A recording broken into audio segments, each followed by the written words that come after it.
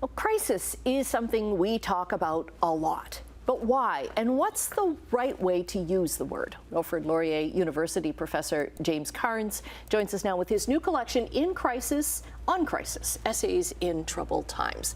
So you've written more political science books before. What prompted you to write this one? Well, I think I began with an interest in my academic research as a sociologist, kind of recognizing what seemed to me to be a widespread increasing use of the concept of crisis in all kinds of different situations, and asking myself, just what precisely do we mean when we apply that term? What do we mean when we talk about crisis? The more I read into the kind of theory and so on, the more I began to recognize echoes and resonances in my own personal life, I think, especially with my long struggle with alcoholism.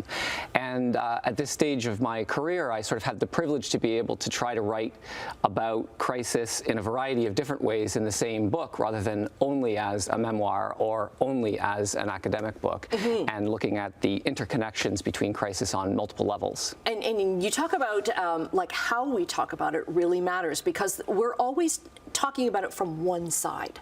I think that's the case. In the book, I talk about the crisis of, the politics of crisis talk.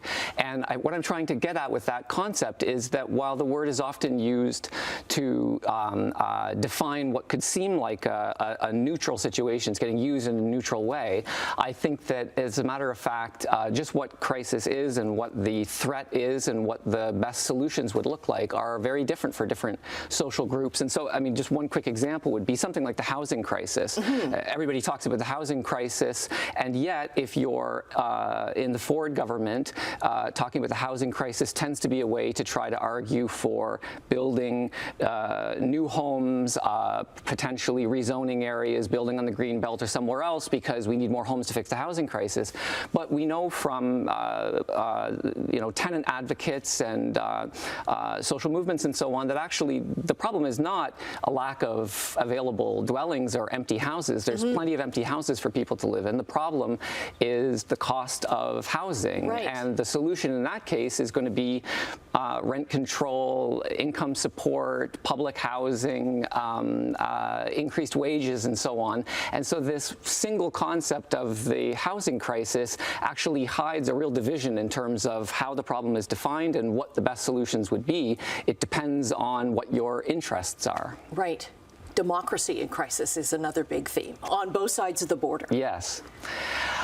I mean, it's interesting because when I began... We can talk about this for half an hour. Well, this was really the impetus for the book. Yeah. I began with the interest in what was being called a crisis of democracy under the first Trump administration. Yes. And my noticing this explosion in books with titles like, How Democracy Dies, This Is How Democracy Ends, Crises of Democracy, and really thinking, what do we mean by that? Do we mean that democracy is on death's door, or has it already died, or what's happening? And I traced in the book, there's an essay that looks at all kinds of different uses of the crisis of democracy in media representations, and again, recognizing how varied the usage is. And I think that some are more compelling, more accurate, more important than others. But I have to say that I think that under Trump 2.0 and the situation that we're in today is actually different than it was under the first administration. Yes, very different. And even on our side of the border with the truckers' convoy. Yes. Yeah. Okay, and we will leave that at that. Also, COVID caused so many crises, and we only have 30 seconds left, but this I loved reading this book because it's like I want to talk to people about it, right? And that's the whole reason for the essays. Yes, and that's been really rewarding, actually, is that it came out of my own interests as sort of someone looking around and watching a lot. I've been a news junkie and seeing these books and so on, but recognizing that not just academics, but friends, family, people in my everyday life are quick to want to talk about the crises that they're experiencing, both at the social level, at the intimate, personal level, what we mean by the term, and the various sorts of questions that I raise in the book. And so it's really gratifying to see that it's finding readers as interested as I am. Okay. In Crisis, on Crisis by James Cairns is out now. Essays in Troubled Times. Thanks so much for coming and joining us. Thank you for having me.